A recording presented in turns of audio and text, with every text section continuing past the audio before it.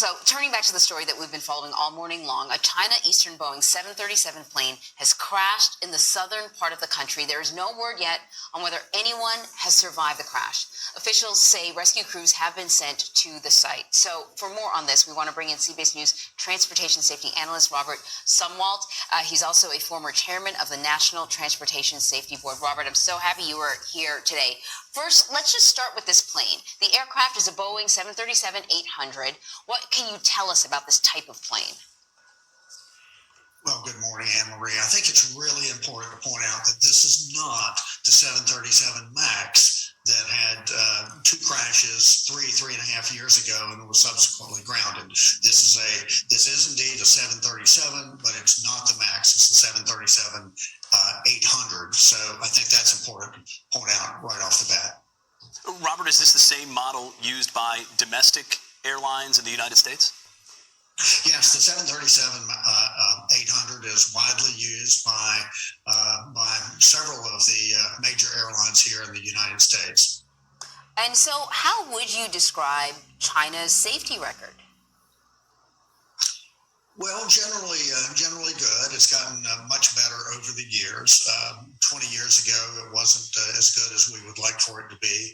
Of course, any crash is catastrophic, but over the last few years, they've been adopting most of the best practices of Western nations, such as the United States. So they do have a good safety record at this point, but that doesn't discount the fact that there's a tragedy there today. Robert, the crash, from what we know, occurred in a remote mountainous area of the country. It seems like that rough terrain might complicate rescue efforts. Well, absolutely, Mullah. It is a very, as you just showed there, it is a very mountainous area.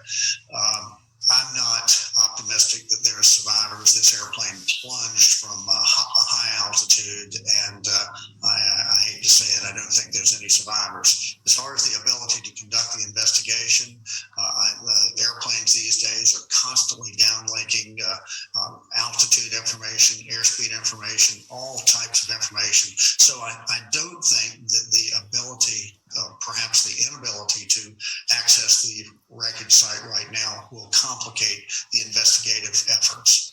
Now, I know you people who have worked with the NTSB, you are not prone to speculation, but I am going to ask you a couple questions in regards to, what Mullah brought up about the mountainous region. Could that have an impact on this plane's flight? Whether it's in relation to weather or, maybe something that we may be less familiar with that you might be aware of. Well, you're right. I don't want to sound like I'm speculating, but mountains, from a meteorological point of view, can create a mountain wave activity, which will send air currents upward very quickly, and sometimes that can be a factor in an accident. But it's too early to say right now what may have caused this plane to come down. But whatever it was a catastrophic event. An airplane descending that quickly out of the sky. Something badly happened to cause the pilots to lose control of that airplane.